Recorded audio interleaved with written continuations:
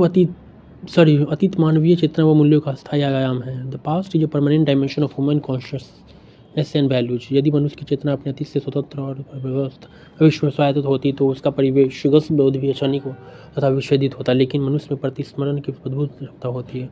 वो भूत, वर्तमान और भविष्य त्रिकाल में जीने की कला जानता है। पशुओं की तरह वह अतीत से मुक्त तथा भविष्य से निरापद नहीं होता। वह अपनी आदिम अवस्था में शायद भले ही वह ऐसे अतीत जीता होगा तब उसकी संपूर्ण चेतना तत्क्षण वर्तमान से निमग्न होती होगी। हिंदी के कवि चिंतक अज्ञे ने ऐसी व्यवस्था की व्याख्या इन शब्दों में की है। सच्चा वर्तमान ऐसा क्षण है जिसके साथ न तो स्मृति का आभास है और न ही प्रत्याशा या अपेक्षा का, क्योंकि एक अतीत का लक्षण है दूसरा भविष्य का।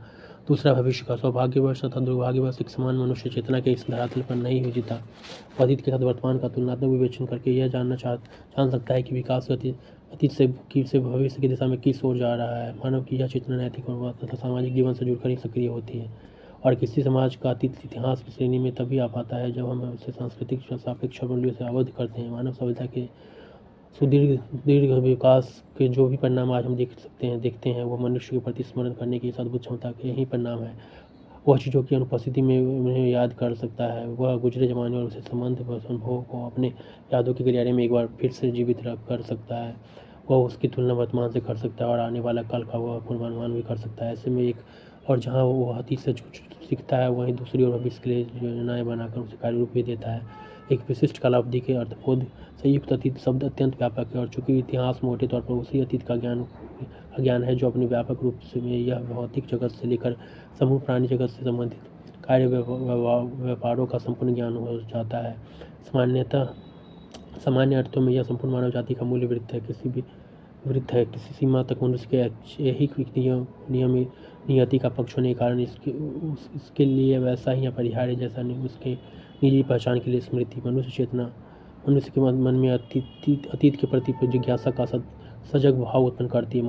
बेहतर प्राणी में यह चेतना नहीं होगी, इसलिए उसका कोई इतिहास नहीं होता। बुद्धि और विवेक से संपन्न मानव मूल्य सचेतन और मूल्यान्वेषी होता है। वैचारिक परिवेश का वैशिष्ट एक व्यक्ति की प्रवृत्ति तथा विचार की जमीन पर और उसे अन्य व्यक्तियों से अलग करता है और इसी कारण अलग अलग मानव समूहों तथा समाजों की अलग संस्कृति भी अलग अलग होती है। यही से व्यक्ति और समाज के द्वैत का भी प्रश्न उठ खड़ा होता है और ऐसे में अगर इतिहास न केवल समाज का बल्कि इन दोनों की समन्वित भूमिका से संपन्न होता है। वस्तुतः अतीत के संदर्भ में कोई भी सार्थक बात करने से पहले यह कहना आवश्यक है कि यह दो प्रकार का होता है, अतीत और जीवंत अतीत। जीवंत अतीत का अभिप्राय उस अतीत से है जो घटित नहीं हो सकता और न ही उसमें कोई परिवर्तन हो सकता है। इसका संबंध व्यक्ति और घटनाओं से है, जबकि जीवंत अतीत किसी न किसी अर्थ में वर्तमान में अपनी प्रासंगिकता बनाए रखते हुए भविष्य के लिए प्रति उन्मुख होने रहते हैं। जीवंत अतीत का संबंध मानव समाज के उन परंपराओं तथा मूल्यों से जिनमें से समाज का वर्तमान एवं भविष्य निर्मित होता है।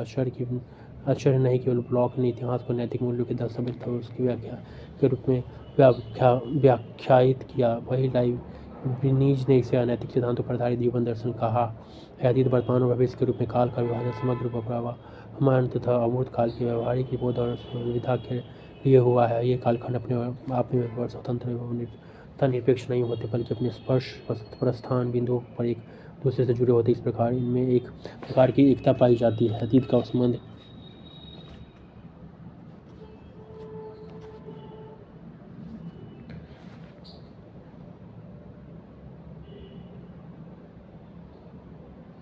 संबंध निस्संदेह पूर्व की घटनाओं से होता है, किंतु इन्हीं अर्थों में वह वर्तमान से भी जुड़ा होता है। इस जुड़ाव में एक निरंतर संवाद के रूप में देखा जाना चाहिए।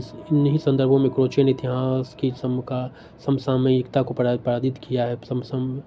समसामयिक हुए बगैर अतीत और वर्तमान के बीच संवाद नहीं हो सकता। मनुष्य इतिहास का उत्पादित भी होता है, उत्पादक भी और उपभोक्ता भी। उसकी स्मृति चेतना से ही संबंध होकर उसकी विचार चेतना का उद्भव होता है। मानव विवेक के संरक्षण तथा साहचर्य में ही अतीत की घटनाएं इतिहास की चेतना का आकार लेती है। वो अतीतकालीन क्रियाकलापों का अध्ययन तथा मूल्यांकन मान्यता के रूप में करता है और इन्हीं रूपों में उसकी सहज मूल्य चेतना या मूल्य बोध की प्रभावी भूमिका होती है। इसलिए इतिहास से भी ऊपर से चाहे जैसा प्रतीत हो, अतीत का अध्ययन अंतिम अर्थों में मूल्यों का अध्ययन खंड बनकर ही हमारे सामने आता है। उसके सभी क्रियाकलापों में उसकी मूल्य चेतना ही उसकी प्रमुख प्रेरक शक्ति होती है। ध्यानपूर्वक देखें तो समस्त मानवीय मूल्य तथा उससे जुड़कर आइए धर्म की अवधारणा के सर्वोत्तम प्रतीक के रूप में ही ईश्वर की कल्पना की गई है। ये मूल्य जीवन में व्यक्ति की आस्था को बढ़ाते हैं। वो मनुष्य इन मूल्यों का पालन करते हुए ईश्वर की भक्त सेवा करता है ताकि ईश्वर ही भी मनुष्य की सेवा करे अतः साध्य तो अंततः मनुष्य ही धर्म के प्रभाव में मानवीय चेतना जैसे आस्थापरक मूल्यों से जुड़ जाती है। वही इन मूल्यों से निर्मित परंपरा का रूढ़ियों के रूप में तब्दील होने का खतरा भी कदाचित कम नहीं होता। उन परंपरा उन मूल्यों का सातत्य होती है, वहीं उनमें देश काल के अनुसार परिवर्तन की गुंजाइश भी होती है, किंतु रूढ़ियों की प्रवृत्ति लकीर पीटने जैसी होती है। इन मूल्यों की खोज मृत अतीत अर्थात उस इतिहास में होती है।